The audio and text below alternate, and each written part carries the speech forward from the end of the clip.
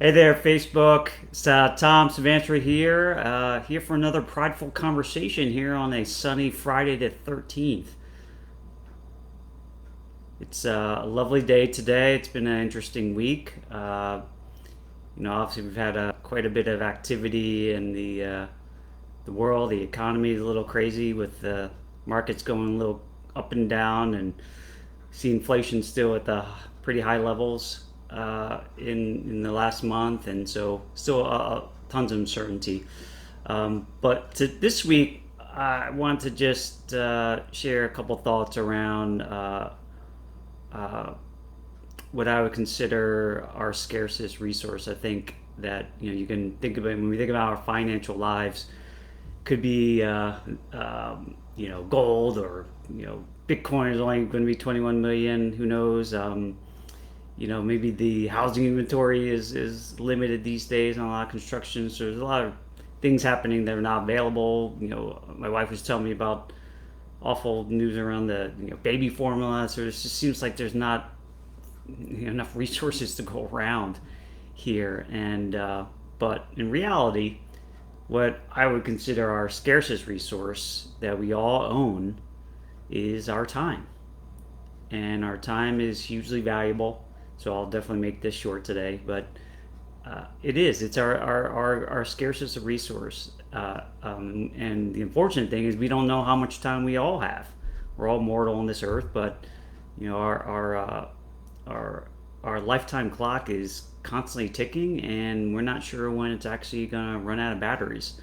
And so it's one that certainly as I grow older, it's something I do think about, and I want to, just like a lot of people talk about, buying back their time. That's the thing that I think people want. They want that work-life balance. They want to enjoy a fulfilling life and not always feel like they have to work. Unfortunately, there's probably a significant percentage of people who are working in things that or jobs or situations that are not ideal for them, or they feel stuck. And I get it. I was there too. And so it's one of those things that certainly takes some energy and time and motivation, and understanding what it is you want to use with your time, and how do we use it to benefit us, our families, things that we care about at the highest level. And it really comes back to me, impact. What are we all here to do on this earth in our own unique way, which is the cool part about it. And you never know until you start experimenting with it. But as it relates to our you know financial lives, I think it's always good to think about it from a, how can I generate wealth and money to buy back as much time as I can, to so I can do the things I want to do and have the things I want to have. And there's nothing wrong with that, right? And, to have a fulfilling life, you have to sometimes be a little selfish, but it comes with maybe having the resources to do that. And you know, and so when I think about from my financial life to do that, I think of it to do that in two separate ways. One is to obviously keep as much as you make on this, however you're making money through your business work. That, how do I keep more of that? Because the reality is more people are trying to grab at that money as much as possible, whether it's financial institutions, the IRS, companies that want to sell us more things. Um, they all want to extract money from us in some fashion. So trying to figure out strategies to ensure you can keep more under your control, so you can save and grow and invest that money. So it's pretty simple. There's different strategies on that. I think a lot of the typical ones will keep our money in other people's hands. They want to hold on to that for a long period of time. But there are ways around that to have a little more control. But the second one is what I want to talk a little more about today, is having our dollars in our financial life do more than one job, do as many jobs as possible. And we are often taught in the financial world to put our money. This money is for retirement. That money is for education, and earmarking things very specifically, and for different jobs. And what I would sort of have you enter, for your consideration, is thinking about, how can I have my dollars doing multiple jobs at the same time with the same dollar. And it's definitely achievable if you expand your mind and start thinking about other ways that others are using money and how money works. And so my clearest example tangibly is even something I do in my life, and there's other people who are doing this, it's not new, is establishing their own family bank.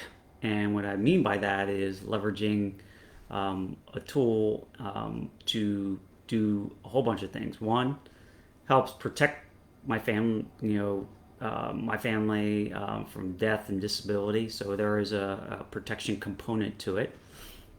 Those same dollars can be used to store cash to save money, right? So we all need to save money that's liquid and free from loss.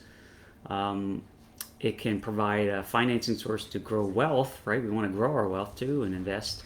And then lastly, to have those dollars also preserve our wealth to the next generation, right? If that matters to you a from a legacy perspective. And so the foundational piece is just a uniquely designed life insurance policy, permanent, right? It's boring.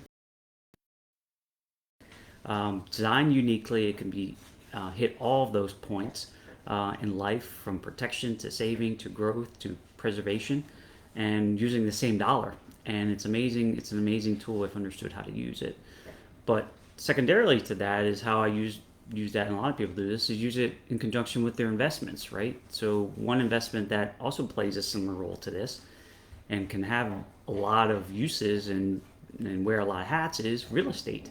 Real estate isn't just an investment. In a lot of ways, it can live there, but but in the truest form of an investment, it has a lot of ways it can win. It can grow in its value, which we've seen recently. It can create cash flow that you can consume and enjoy.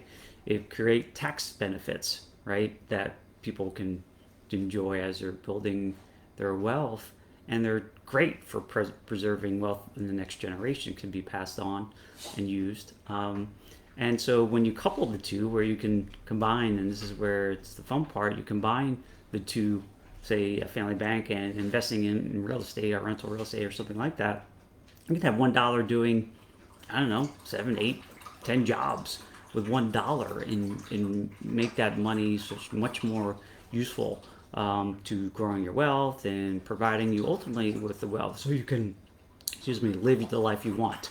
That's ultimately what we're trying to do. There's no sense in piling up money into an account just to stare at it. It's meant to create some utility for you and fulfillment. So that's all I want to leave you today. So time is our most scarcest of resources, and buying back more of it is what I think could bring more fulfillment to everyone's lives, and allow you to not be as worried or concerned with wealth, because it's going to be constantly growing and working for you as hard as possible, as opposed to maybe others like financial institutions or banks. It should work most for you and your family. So have a wonderful weekend. Love that. Love doing these sort of little tidbits, and hopefully everyone, hey EJ, great to see it, enjoy them and get some benefit out of it. Have a great rest of the week.